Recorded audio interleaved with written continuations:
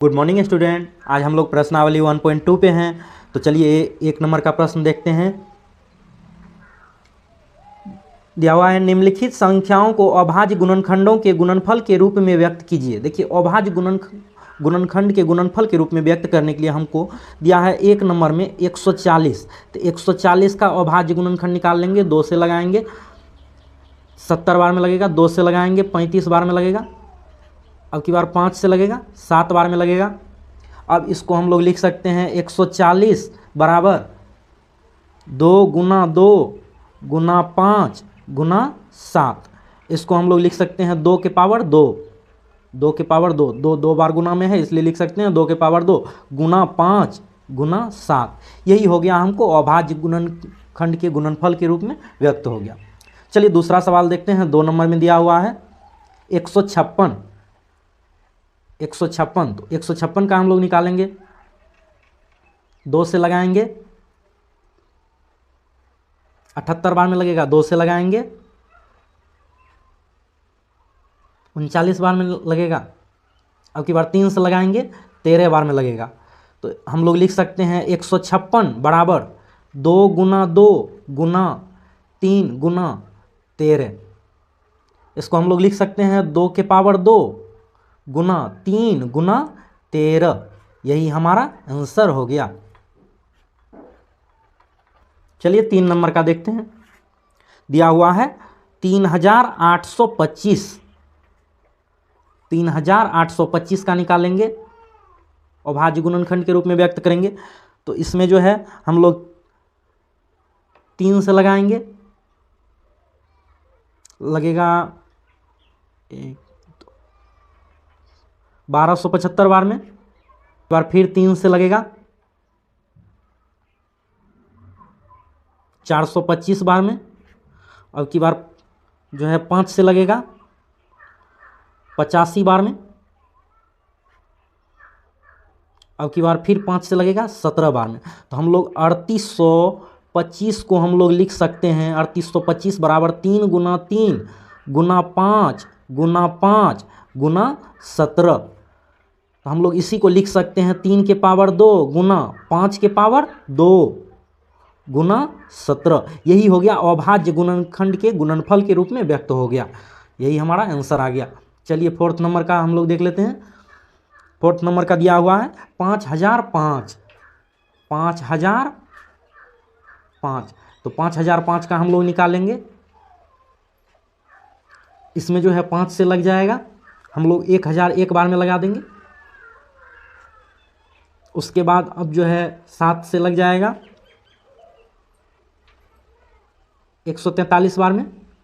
उसके बाद 11 से लग जाएगा, 11 का 11, 11 तिया 33, 13 बार में लग गया। तो हम लोग इसको लिख सकते हैं 5005 बराबर 5 गुना 7 गुना 11 गुना 13।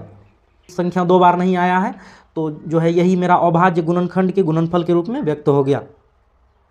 ये आंसर आ गया। चलिए 5 नंबर का हम लोग देख लेते हैं। 5 नंबर में दिया हुआ है 7429। 7429, तो 7429 का निकालते हैं।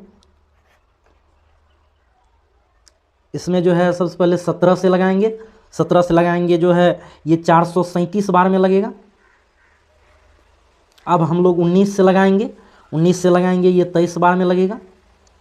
अब जो है 23 एक अभाज्य संख्या है तो इसमें नहीं लगेगा, तो हम लोग लिख सकते हैं 7429 बराबर 17 गुना 19 गुना 23। ये हमारा अभाज्य गुणनखंड के गुणनफल के रूप में व्यक्त हो गया। ये हमारा आंसर आ गया। 2 नंबर का सवाल दिया हुआ है, पूर्णांकों के निम्नलिखित युग्मों के एचसीएफ और एलसीएम ज्ञात कीजिए तथा इसकी जांच कीजिए कि 2 संख्याओं का गुणनफल बराबर एचसीएफ गुना एलसीएम है। तो इसके लिए भी हम लोग ये अभाज्य गुणनखंड विधि का प्रयोग करेंगे, क्योंकि अभी तुरंत हम लोग अभाज्य गुणनखंड विधि पढ़ चुके हैं। तो चलिए 1 नंबर में देखते हैं। 1 नंबर में दिया हुआ है 26 और 91। 26 और 91, तो हम लोग सबसे पहले 26 को अभाज्य गुणनखंड के रूप में लिख लेंगे 13 बार में 2 से। अब 91 को लिखेंगे 7 से 13 बार में। तो 26 बराबर हम लोग लिख सकते हैं, 26 बराबर 2 गुना 13, और 91 बराबर हम लोग लिख सकते हैं 7 गुना 13। तो देखिए ये दोनों में जो है 13 कॉमन आ जाता है, तो जो कॉमन आ जाता है वही HCF होता है।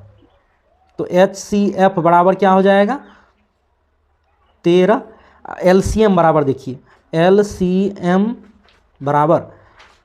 LCM बराबर जो कॉमन आता है उसको एक बार लिखेंगे, उसके बाद बाकी को भी गुना में लिख देंगे। 2 गुना 7, तो इसको हम लोग गुना कर लेते हैं, आएगा 13 दूनी 26, 7 182। ये हमारा HCF और LCM आ गया। देखिए अब 2 संख्याओं का गुणनफल बराबर HCF गुना LCM। तो दो संख्याओं का गुणनफल, दोनों संख्या का गुणनफल 26 गुना 91 बराबर HCF कितना आया है 13 गुना LCM कितना आया है 182। दोनों को हम लोग गुना करते हैं। देखिए ये गुना करके जो है 2366 आएगा, और इधर भी गुना करके 2366 आता है। तो इस प्रकार ये सत्यापित हुआ।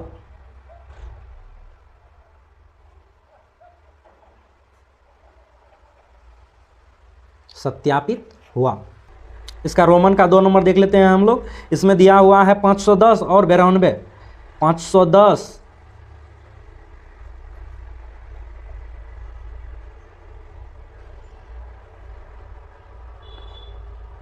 510 को सबसे पहले हम लोग अभाज्य गुणनखंड के रूप में व्यक्त कर लेंगे। इसमें 2 से लगेगा 255 आ जाएगा, 3 से लगेगा 85 आ जाएगा, 5 से लगेगा 17 बार में आ जाएगा।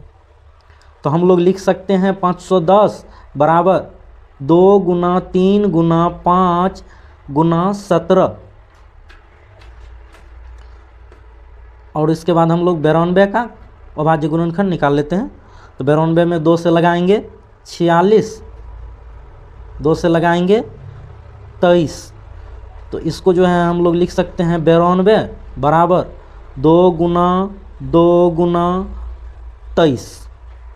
तो देखिए ये दोनों में कॉमन क्या आ रहा है 2 आ रहा है कॉमन, और कुछ कॉमन आ रहा है नहीं, और कुछ कॉमन नहीं आ रहा है। तो ये HCF बराबर 2 आ जाएगा, और LCM बराबर जो कॉमन आता है उसको लिखेंगे गुना में, और बाकी को भी एक बार लिखेंगे। तो 2 गुना 3 गुना 5 गुना 17 गुना 23। देखिए गुना करके हमको जो है 23,460 आएगा, 23,460 करा है। तथा इसकी जांच कीजिए कि दो संख्याओं का गुणनफल बराबर HCF गुना LCM। तो हम लोग लिखेंगे 2 संख्याओं का गुणनफल बराबर HCF गुना LCM। तो दो संख्याओं का गुणनफल देखिए क्या हो जाएगा 510 गुना 92, 510 गुना 92 बराबर LCM HCF हमको कितना निकला है 2 गुना LCM कितना निकला है 23,460, 23,460। तो देखिए दोनों तरफ हम लोग गुना करते हैं।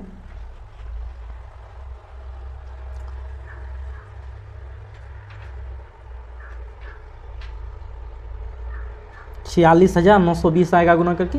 इधर जो है हम लोग गुना करेंगे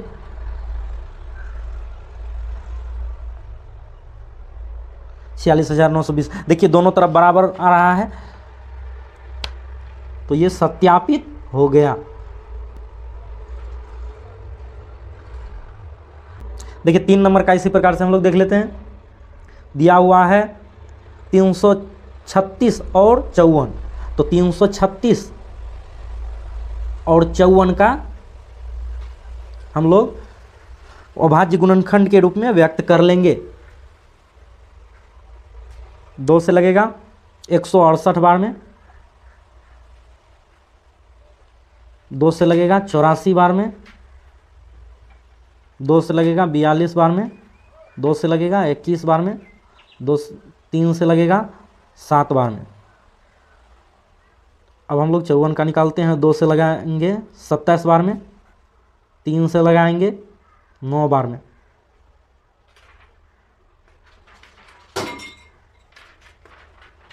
तो अब हम लोग जो है 336 बराबर लिख सकते हैं। 336 बराबर 2 गुना 2, 1 2 3 4 गुना 3 गुना 7। उसके बाद हम लोग जो है 54 बराबर लिख सकते हैं 2 गुना 3 गुना 9, 2 गुना 3 गुना 9। तो देखिए कॉमन क्या सब आ रहा है, 2 कॉमन आ रहा है, 3 कॉमन आ रहा है, और कुछ कॉमन आ रहा है, और कुछ भी नहीं कॉमन आ रहा है। तो HCF बराबर हम लोग लिख सकते हैं 2 गुना 3, यानी 6 HCF आ जाएगा। LCM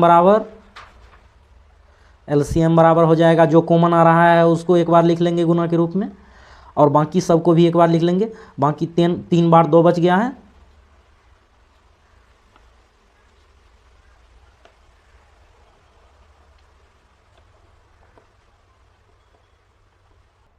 बराबर 3024 LCM आ जाएगा। हम लोग लिखेंगे 2 संख्याओं का गुणनफल बराबर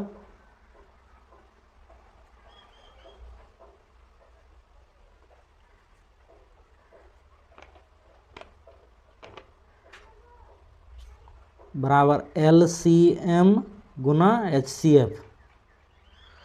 तो 2 संख्याओं का गुणनफल क्या सब है, 336 गुना 54 बराबर LCM कितना दिया हुआ है, LCM 3024 गुना HCF कितना 6।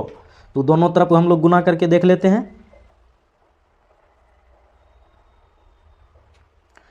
18,144 आता है। इधर भी गुना करने पे हमको 18,144 आता है। तो यहां पे लिखेंगे हम लोग सत्यापित हुआ।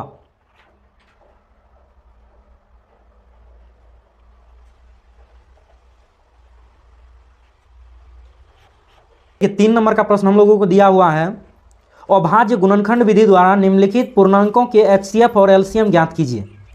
इसमें सिर्फ LCM और HCF ज्ञात करना है, इसमें सत्यापित करने के लिए नहीं कर रहा है।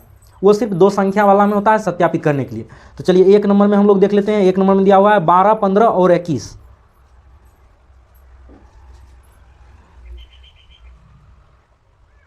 सबसे पहले 12 का अभाज्य गुणनखंड के रूप में लिख लेंगे।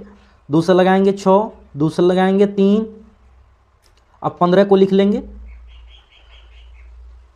15 में 3 से लगाएंगे 5। अब 21 को लिख लेंगे 3 से 7 बार में। 12 बराबर हम लोग लिख सकते हैं 2 गुना 2 गुना 3। 15 बराबर हम लोग लिख सकते हैं 3 गुना 5। और 21 बराबर हम लोग लिख सकते हैं 3 गुना 7। तो देखिए इसमें हम देख रहे हैं कि तीनों में कॉमन आ रहा है, तो 3 मेरा HCF हो जाएगा, और कुछ भी कॉमन नहीं आ रहा है, सिर्फ 3 तीनों में कॉमन आ रहा है। तो HCF बराबर हो जाएगा 3। और LCM भी ज्ञात करने के लिए कह रहा है, तो LCM बराबर लिखेंगे। LCM बराबर जो कॉमन आता है उसको एक बार लिखते हैं, और बाकी को एक बार गुना में लिख देते हैं। 2 गुना 5, 2 गुना 2 गुना 5 गुना 7, 420 आएगा।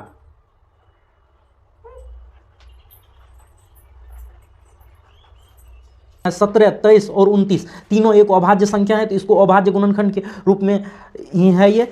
तो इसको जो है हम लोग लिख देंगे HCF बराबर, तीनों में कॉमन कुछ भी नहीं आ रहा है तो HCF बराबर 1 आंसर हो जाएगा। और LCM बराबर हो जाएगा 17 गुना 23 गुना 29 बराबर 11,339। ये हमारा आंसर आ जाएगा। चलिए 3 नंबर का यहीं पे हम लोग देख लेते हैं। 8, 9 और 25। 8, 9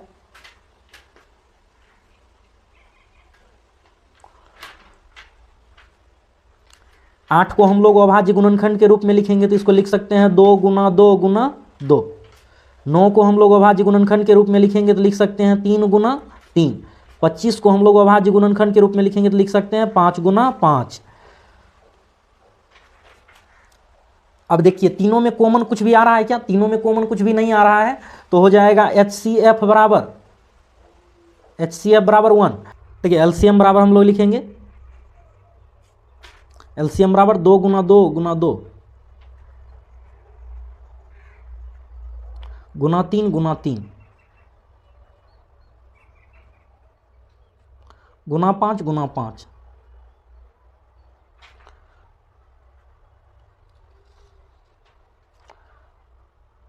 5 दूनी 10, 5 दूनी 10, 3 तियाँ 9 दूनी 18 गुना 100, 1800 इसका आंसर आ जाएगा। एक आंसर ये हुआ। देखिए 4 नंबर का सवाल दिया हुआ है HCF 306 657 का 9 दिया है, LCM 306 657 का ज्ञात कीजिए। देखिए हम लोग जो है पढ़ चुके हैं अभी कि दो संख्याओं का गुणनफल बराबर HCF गुना LCM होता है।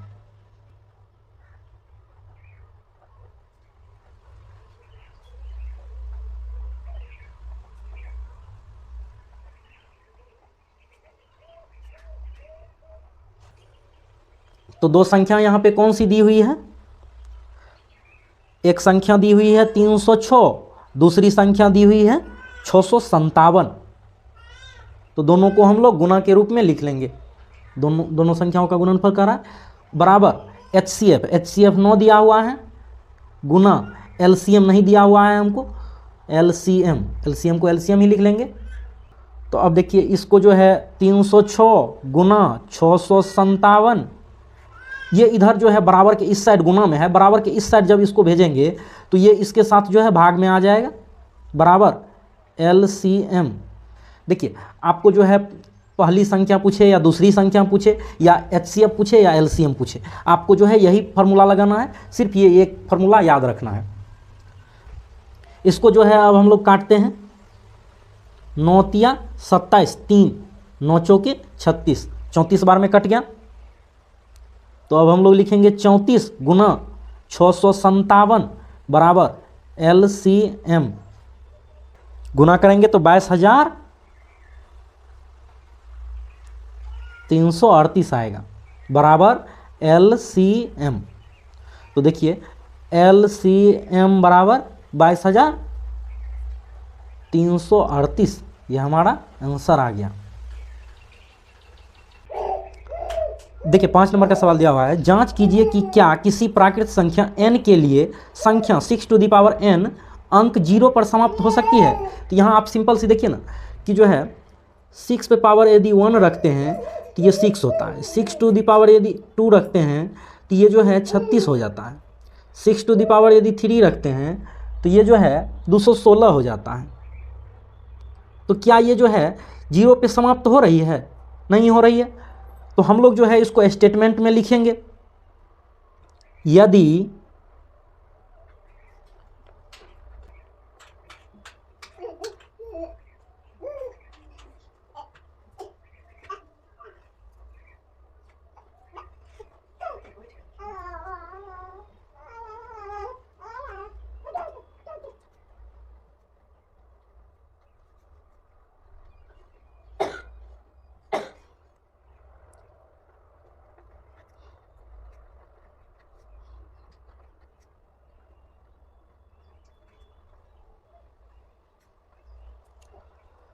यदि संख्या 6 टू द पावर n किसी n के लिए शून्य अंक के साथ समाप्त होती है तब यह 5 के साथ भाज्य होगी। यानी ये जो संख्या रहेगा वो 5 के साथ भाग लगना चाहिए ये संख्या में, तब जो है वो शून्य पे समाप्त हो सकता है।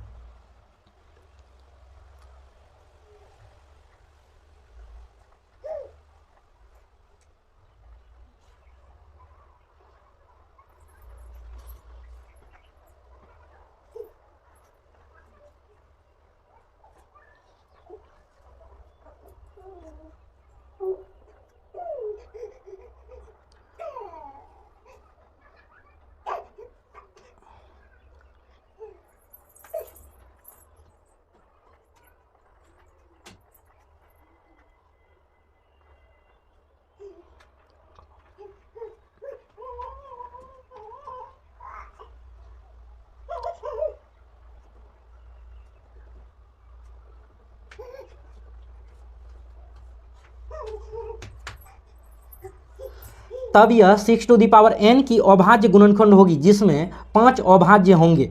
यह संभव नहीं है कि 6 टू द पावर n के गुणनखंडों में अभाज्य 2 और 3 हो।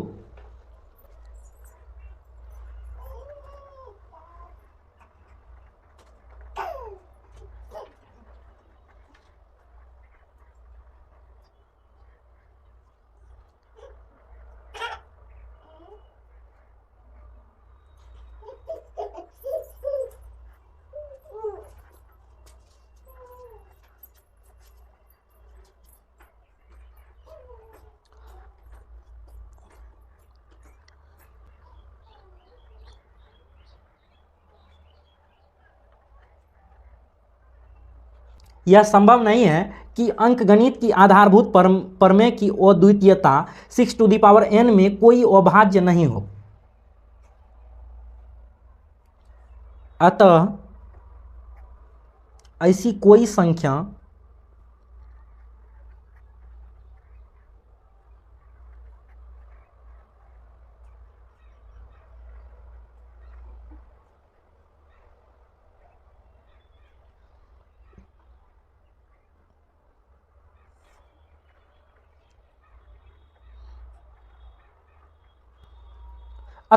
कोई संख्या n नहीं है जिस पर 6 टू द पावर n 0 पर समाप्त होगी।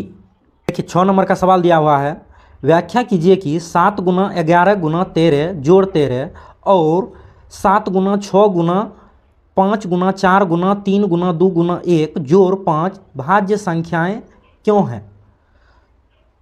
तो देखिए इसके लिए हम लोग जो है पहला ये संख्या लिख लेते हैं, 7 गुना 11 गुना 13 जोड़ 13 जो है इसमें दोनों में देखिए यहाँ से यहाँ तक में और इसमें दोनों में जो है 13 कॉमन आ जाता है, तो हम लोग जो है 13 को कॉमन कर लेंगे। 13 कॉमन कर लिए, बच क्या गया 7 गुना 11 गुना यहाँ पे 1 बच गया जोड़ 1 बच गया, जो है इसको हम लोग जो है इसको हम लोग अंदर वाला को गुना कर लेंगे। 11 77 गुना 1 77 जोड़ 1, तो 13 गुना ये 78 आ गया। तो देखिए ये जो संख्या है ये गुना के रूप में आया है, तो गुणनफल जो हमको होगा वो जो है 13 से भाज्य होगा, अतः जो है ये संख्याएं क्या होगी, अतः यह भाज्य संख्या है।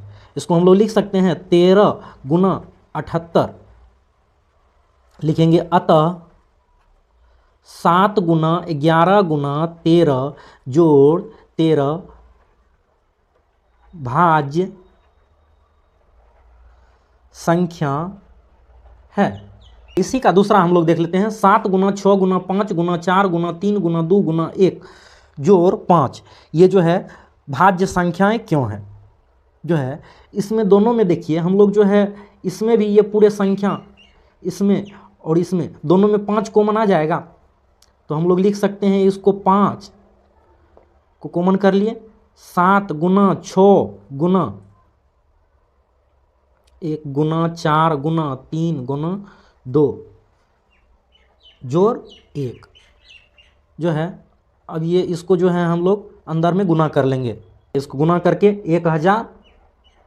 8 आएगा। इसको बिना गुना किए हुए भी हम लोग लिख सकते हैं कि ये जो है दोनों जब गुना के रूप में आ गया, एक अंदर में एक बाहर में जब गुना के रूप में आ गया, तो अतः ये दोनों का गुणनफल जो होगा उसमें तो 5 से भाग लगेगा ही, और ये जो संख्या होगा अंदर वाला गुना करके उससे भी भाग लगेगा। अतः ये संख्याएं क्या है, भाज्य संख्याएं। तो लिखेंगे अतः 7 गुना 6 गुना 5 गुना 4 गुना 3 गुना 2 गुना 1 जोड़ 5 भाज्य संख्या है। 7 नंबर का ये इस चैप्टर का लास्ट हिसाब है। किसी खेल के मैदान के चारों ओर एक वृत्ताकार पथ है। इस मैदान का एक चक्कर लगाने में सोनिया को 18 मिनट लगते हैं, जबकि इसी मैदान का एक चक्कर लगाने में रवि को 12 मिनट लगते हैं। मान लीजिए कि वे दोनों एक ही स्थान और एक ही समय पर चलना प्रारंभ करके एक ही दिशा में चलते हैं। कितने समय बाद वे पुनः प्रारंभिक स्थान पर मिलेंगे।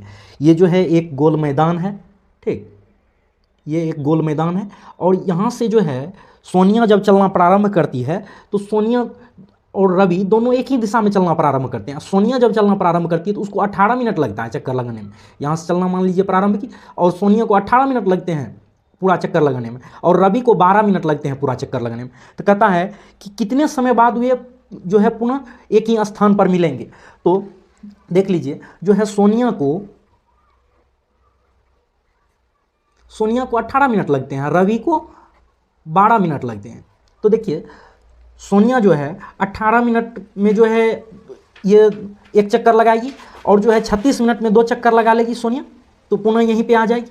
और जो है रवि जो है तब तक में 3 चक्कर लगा लेगा, क्योंकि 36 मिनट में 12 मिनट में एक चक्कर रवि लगाता है, तो 36 मिनट में 3 चक्कर लगा के रवि यहीं पे आ जाएगा। तो यानी 36 मिनट में जो है दोनों यहीं पे मिलेंगे। तो हम लोग को ऐसे नहीं बनाना है, हम लोग स्टेटमेंट के रूप में बनाएंगे इसको। तो लिखते हैं हल।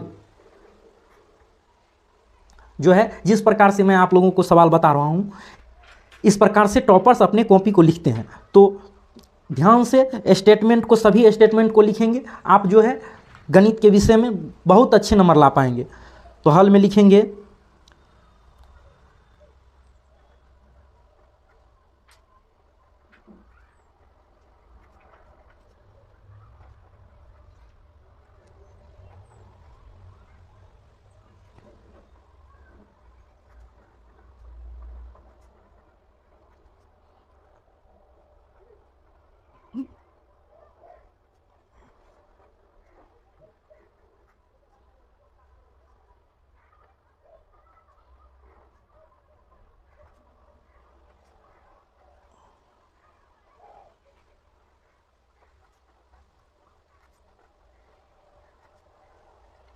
द्वारा ही एलसीएम भी निकाल लेते हैं। 18 का गुणनखंड करेंगे और 12 का गुणनखंड करेंगे। 18 का गुणनखंड करेंगे, 2 से लगाएंगे तो आ जाएगा 9 बार में,